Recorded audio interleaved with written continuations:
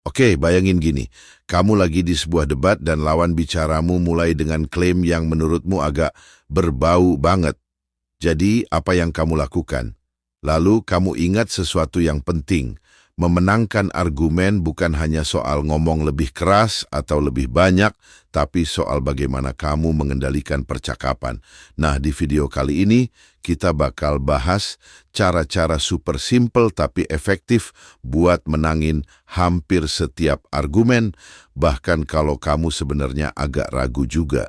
Inspirasi kita datang dari Ben Shapiro, ya si om yang selalu kelihatan super siap, selalu punya argumen, dan tapi serius, jarang banget kalah. Tapi tenang, kita nggak bakal ngajarin kamu buat jadi orang yang cuma bisa ngomong cepat dan bikin orang bingung. Kita bakal ngajarin kamu teknik yang sebenarnya lebih keren. Jadi orang yang tenang, kontrol diskusi, dan tetap kelihatan pintar. Nggak usah khawatir, kita bakal bahas langkah-langkah ini dengan gaya yang asik dan nggak bikin pusing. Jadi siap-siap ya, kita mulai sekarang. 1. Menangkap non-argumen dengan logika stoikisme.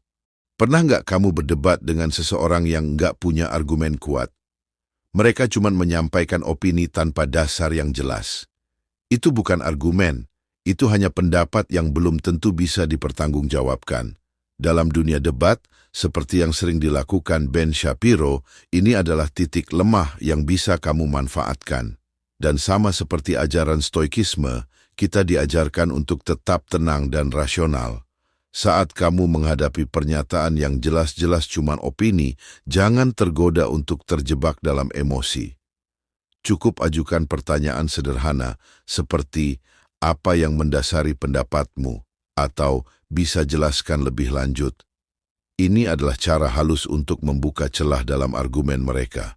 Ben Shapiro mahir dalam ini. Dalam debat-debatnya, dia sering menghadapi lawan yang mengajukan klaim tanpa bukti nyata. Dan Ben dengan tenang memecahnya dengan logika yang tajam. Apa yang dia lakukan bukan cuma membuktikan mereka salah, tapi juga menunjukkan bahwa debat yang baik butuh lebih dari sekedar opini.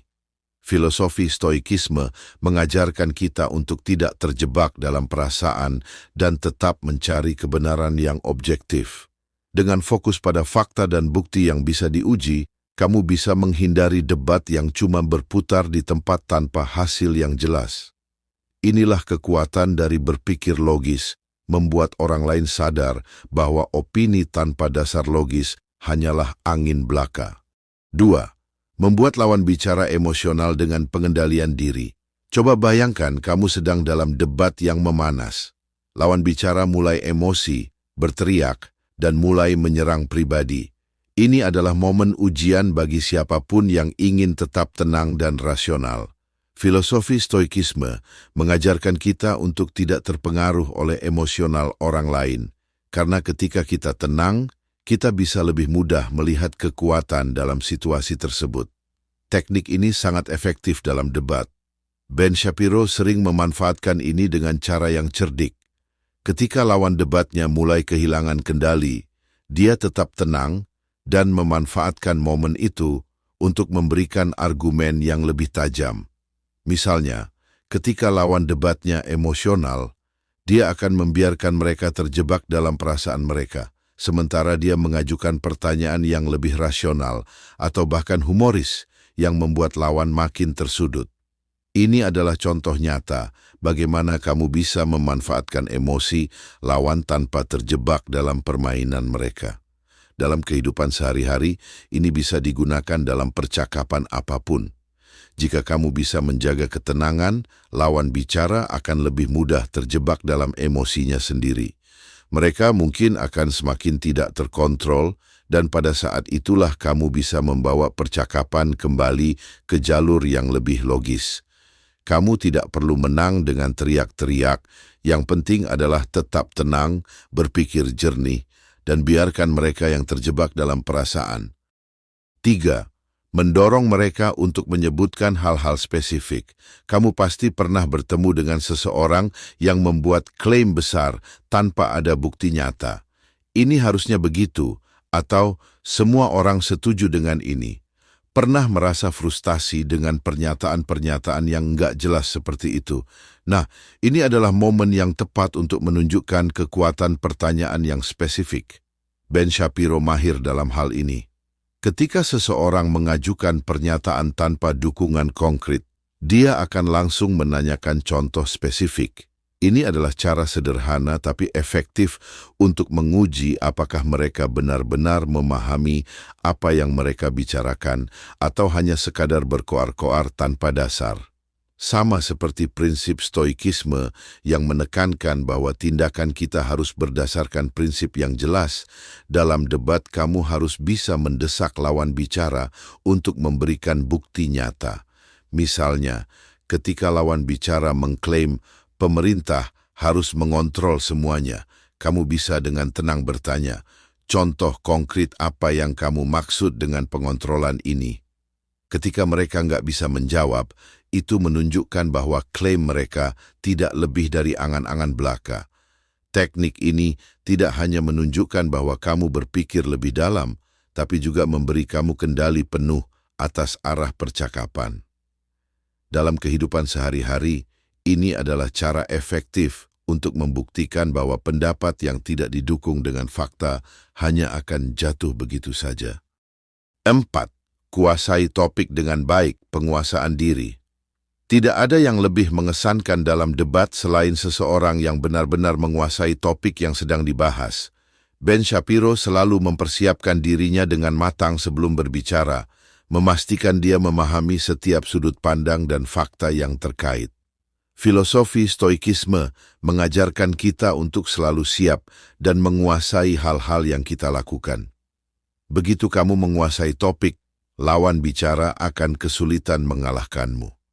Bayangkan jika kamu harus berdebat mengenai kebijakan publik dan kamu tahu setiap fakta, setiap statistik, dan bahkan opini yang bisa muncul.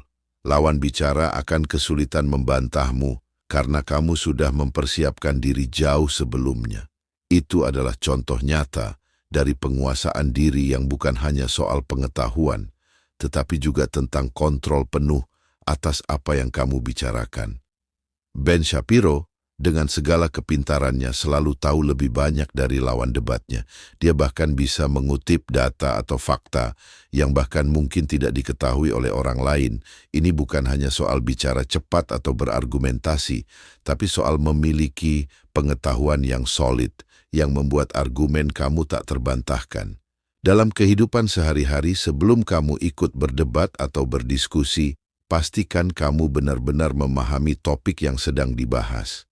Dengan begitu, kamu akan lebih percaya diri dan lawan bicara akan merasa dihargai karena kamu bisa memberikan informasi yang bermanfaat. Itu adalah bentuk penguasaan diri yang sejati. 5. Gunakan premis terselubung untuk mengarahkan diskusi. Pernahkah kamu merasa seperti sedang berdiskusi dengan seseorang yang seolah-olah selalu berada di depan? Itu karena mereka menggunakan teknik halus yang disebut premis terselubung. Ben Shapiro sering menggunakan teknik ini dengan sangat cerdas dalam debat. Sebagai contoh, dia sering memasukkan premis yang mendasari argumennya tanpa menunjukkannya secara langsung. Ini membuat lawan bicara merasa kesulitan untuk membantah tanpa meruntuhkan seluruh argumennya. Dalam filosofi stoikisme, kita belajar untuk memimpin dengan bijaksana dan tidak terlalu mencolok dalam pendapat kita. Begitu juga dalam debat. Misalnya, dalam debat mengenai kebebasan berbicara, Ben bisa memasukkan asumsi bahwa kebebasan adalah hak dasar yang harus dilindungi tanpa mengatakannya secara langsung. Tanpa lawan bicara menyadarinya, mereka mulai terjebak dalam asumsi tersebut dan kesulitan membantahnya. Dalam kehidupan sehari-hari, kita bisa menggunakan teknik ini untuk mempengaruhi percakapan tanpa terlalu terlihat memaksakan pendapat kita. Premis terselubung membantu kita mengarahkan pembicaraan tanpa lawan bicara merasa terpojok. Ini adalah seni mengendalikan diskusi dengan cara yang halus dan efektif, tanpa membuat orang lain merasa seperti sedang dipaksa. 6. Pindahkan argumen dari konsep abstrak ke contoh nyata. Ketika kamu mendengar argumen yang terlalu abstrak, bagaimana rasanya? Coba bayangkan seseorang mengatakan, kebijakan sosial ini harus lebih inklusif, tanpa memberikan contoh konkret. Rasanya kan kabur dan tidak bisa dipahami dengan jelas? Nah, Ben Shapiro selalu cerdas dalam membawa argumen abstrak ke dunia nyata dengan contoh yang sangat relevan. Ini adalah teknik yang sangat efektif karena membantu orang lain untuk memahami dengan lebih mudah. Stoikisme mengajarkan kita untuk tidak terjebak dalam konsep-konsep yang tidak bisa diterapkan dalam kehidupan nyata. Sama halnya dalam debat, ketika kamu bisa membawa argumen kembali ke contoh nyata, itu akan membuat diskusi jadi lebih mudah dipahami. Misalnya, jika lawan bicara membicarakan tentang kebijakan sosial yang tidak jelas, kamu bisa membawa percakapan tersebut ke contoh konkret, seperti bagaimana kebijakan itu bisa mempengaruhi pekerjaan keluarga atau kehidupan sehari-hari. Dengan cara ini, kamu membuat argumen mereka terlihat jauh dari kenyataan dan lebih mudah dibantah. Dalam kehidupan sehari-hari, membawa percakapan ke contoh yang lebih realistis, membantu orang lain untuk melihat bagaimana konsep atau ide itu bisa diterapkan. Ini tidak hanya memperjelas posisi kamu, tapi juga menunjukkan bagaimana prinsip yang kamu bicarakan relevan dalam dunia nyata. Oke, jadi sekarang kamu udah punya berbagai teknik buat menangin hampir setiap argumen yang muncul, kan? Tapi ingat, semua ini bukan cuma soal berbicara lebih banyak atau lebih cepat dari lawan bicaramu. Kuncinya itu ada di penguasaan topik, kemampuan buat ngatur percakapan, dan tentunya menjaga kontrol emosi. Kalau kamu bisa bikin lawan bicaramu lebih emosional, mereka udah kalah. Terus, dengan menantang mereka untuk ngasih contoh yang lebih spesifik, kamu bisa ngeliat siapa yang sebenarnya cuma omong doang. Jadi, ya kamu tinggal terapkan langkah-langkah tadi dalam percakapan sehari-hari dan lihat gimana kamu mulai lebih sering menang di debat tanpa harus jadi super argumentatif atau agresif. Sebenarnya, yang paling penting itu adalah ngejaga ketenangan. Dan tentunya punya dasar yang jelas buat setiap argumen yang kamu kasih.